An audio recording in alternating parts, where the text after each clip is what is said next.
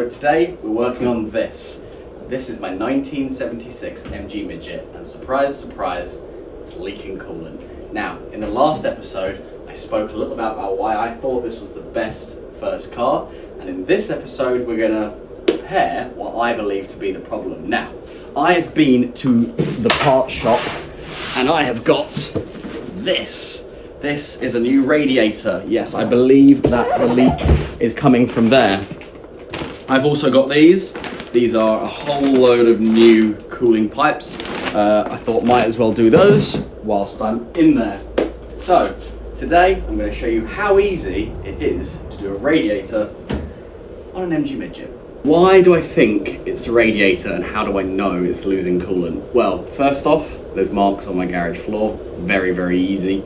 And secondly, you can fill it up from this bolt just here, and every week I probably have to put 1/4 litre in. It's not a huge amount, but it's annoying and I want it to be correct.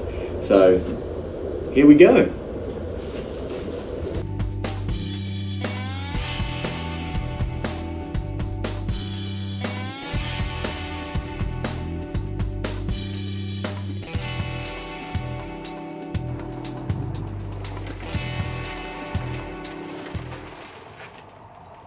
So, to get to the bottom hose, I'm going to show you. It is just down here. You need, for me, a flathead screwdriver.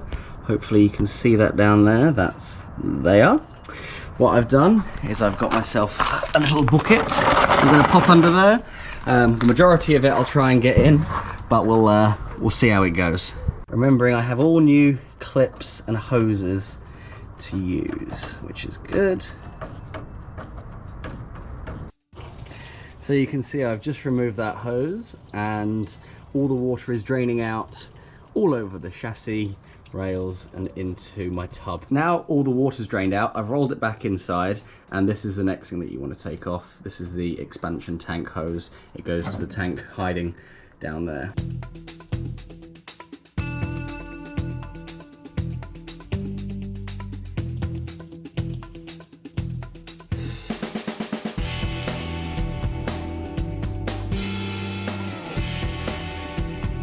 Next, we're going to take these two screws off. These attach the cowling to the bonnet structure where the bonnet closes.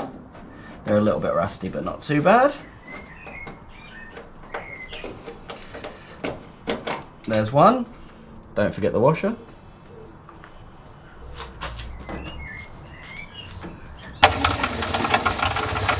There's two. Lovely.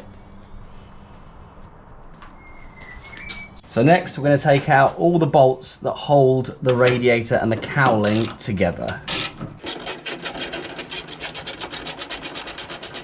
There we go, don't forget not to lose the washer. Once you've got those all out, turn my light off, you can simply lift the radiator with this hose and the cowling straight out.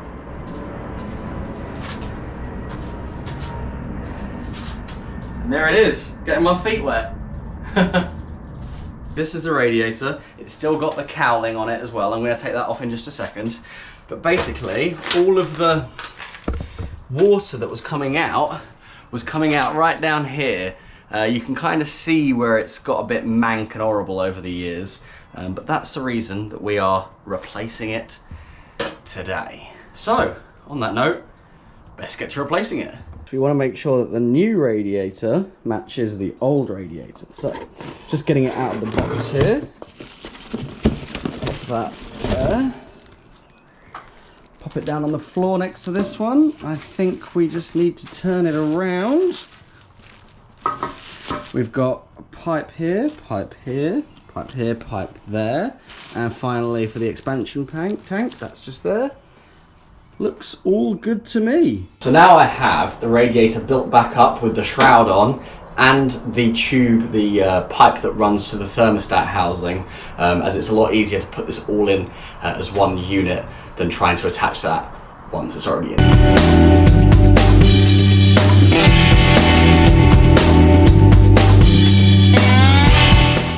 Last of all, we have the bottom hose that goes from the water pump to the bottom of the radiator to put on, and then we get the fun task of filling it with water without hopefully getting an airlock.